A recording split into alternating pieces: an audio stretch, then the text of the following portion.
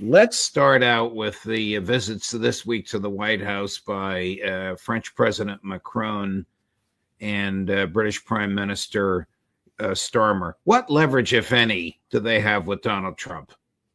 They have no leverage at all, none at all. They are confused and a bit shell-shocked. Basically, the United States was following a wrong policy vis-a-vis Russia for 30 years. Europe signed up to it.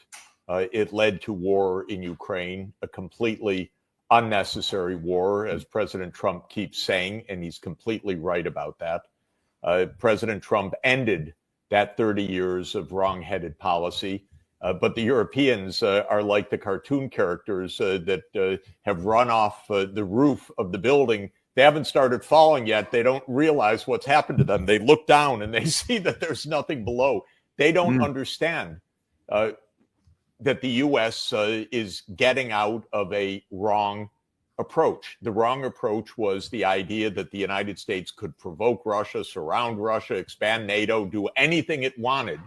And of course, in the end, it led to this brutal, terrible war in Ukraine that has claimed at least 1 million casualties on the Ukrainian side, I would estimate, meaning deaths and severely wounded. And Trump saying, what's the point of all of this? This is a waste of lives, a waste of time, a waste of money, a waste of economy. I want it to end. The Europeans just cannot get organized yet to understand that they need diplomacy with Russia. And they're not there yet. Do the Europeans think that Russia's going to invade them? Yes, apparently, which Russia is not going to do. And if they wanted to make sure that Russia would not invade them, they would sit down and negotiate collective security with Russia. They would actually talk, which they have not done. President Trump, to his enormous credit, has reopened the lines of communication with Russia. But Europe has not done so. And Europe is running around. We even heard the Prime Minister of Denmark, of all places, running around saying continued war is better than peace. If I were the Prime Minister of Denmark, I'd worry more about Donald Trump's statements about Greenland than I would about Putin. You know, she's got real issues with the United States, by the way. But what she is doing is continuing to press for war with Russia. It makes no sense from Europe's point of view.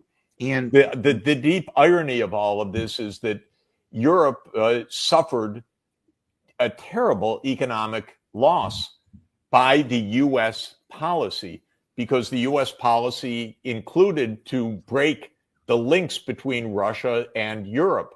But those two economies, the European Union economy and the Russian economy, are complementary. Russia's filled with natural resources, including low-cost natural gas, a critical energy source for German industry. The U.S. went out of its way to break that link, even bombing the Nord Stream pipeline, destroying it. And Europe just sat there. Now the European economy is in a shambles. This is why the German government, led by the Social Democrats, suffered the worst imaginable defeat, because the economy has collapsed under the devices of U.S. policy. But Europe has not figured out yet what to do, how to address that. Right. How do